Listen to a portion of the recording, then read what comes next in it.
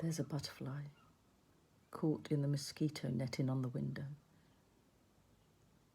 I see it flutter and settle, flutter and settle.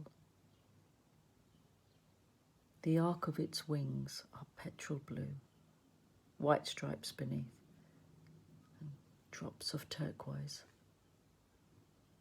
like the tail feathers of some exotic bird I've never seen.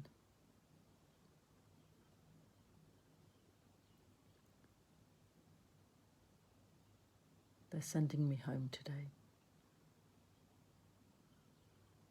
Abba tells me this.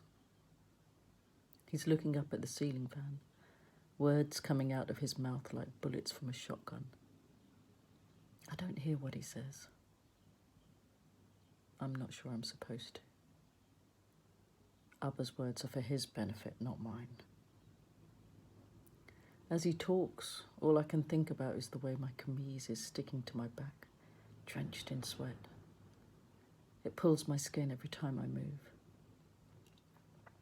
Besides, I prefer to listen to the sounds outside. The angry car horns, the roar of a scooter with a faulty exhaust, the screech of the crows fighting the sounds of the city.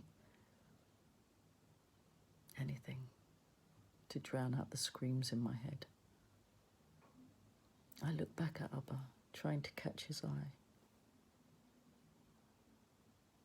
I won't see him again. I don't know how I know this. I just do. It's not that they don't love me, Abba and Amma. Parents never stop loving their children, whatever they do. They just can't look at me anymore. The grief is too heavy for them. Not their grief, my grief. The weight of it. It's crushing the breath out of them. I can see the symptoms.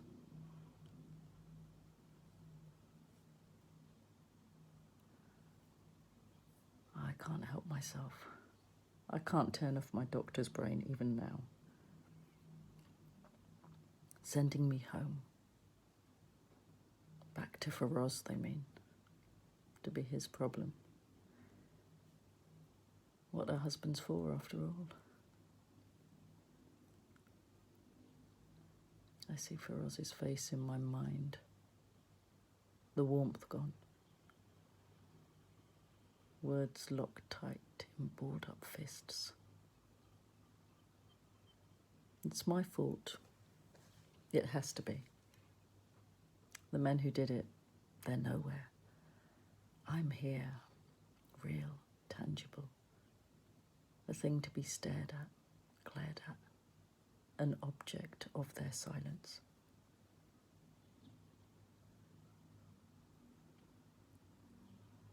Petrol blue. I didn't know a butterfly could be that colour. The colour of childhood. Of a dress stiff with starch, frills and flounces eyeing to perfection, shoes to match.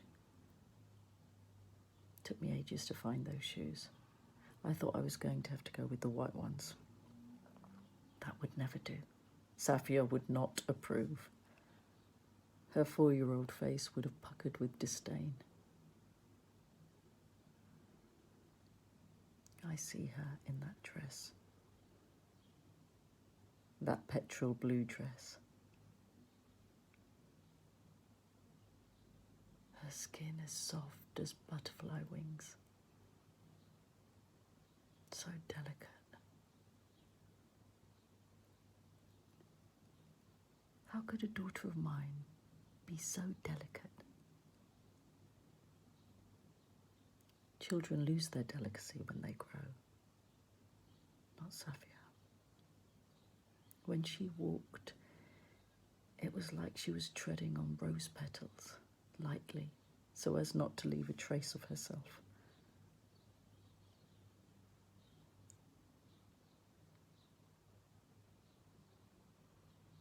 now she's gone.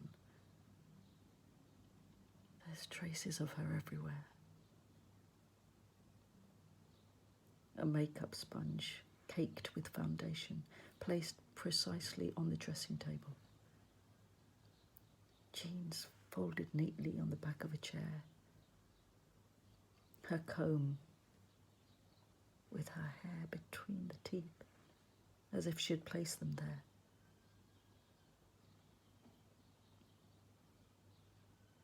But she's gone. My shining girl.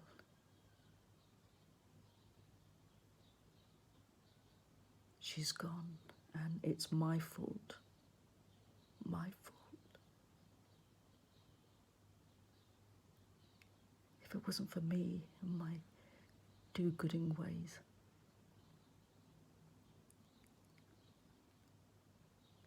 And they warned me. Everyone warned me. This isn't Manchester, they said. This is Dhaka. Things are different here.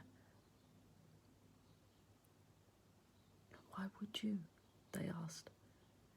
Being a doctor is about having a place in the world that matters, not wading through God knows what in the alleys of Cox's Bazar refugee camp, helping who knows what kind of person. Refugees. Even the word made my parents shudder, as if being a refugee was some kind of contagious disease. Rohingyas, flooding Dhaka like vermin. They're people, I would argue, just like us. Not like us, they would snap back, as if I'd thrown a bucket of cow dung in their faces. They couldn't understand, and that made them angry. So many arguments. I couldn't make them see. But Safia saw. She felt it, just like I felt it. And that's why she insisted on coming with me. It would be months before she had to go back to university. She could be with me, help in the refugee camp, do whatever she could.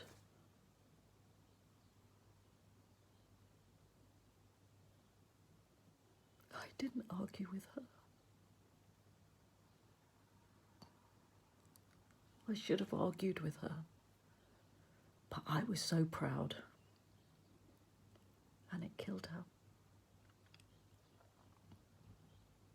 They killed her. People with throats choked with slogans they barely understand. Hearts full of hate for people they don't understand. And for people like us who help them. They killed Safia, my shining girl, for being kind. Petrol.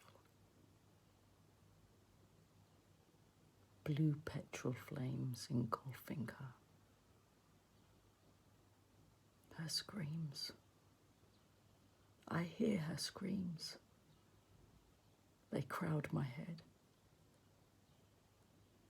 I smell her charred flesh with every breath. See her blackened skin when I close my eyes.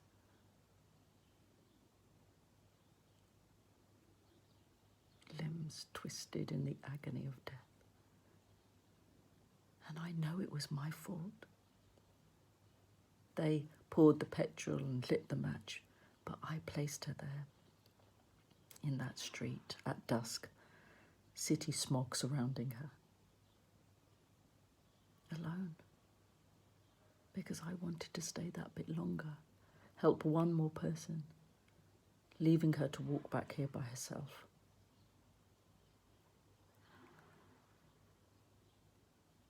I let her walk into a death that should have been mine.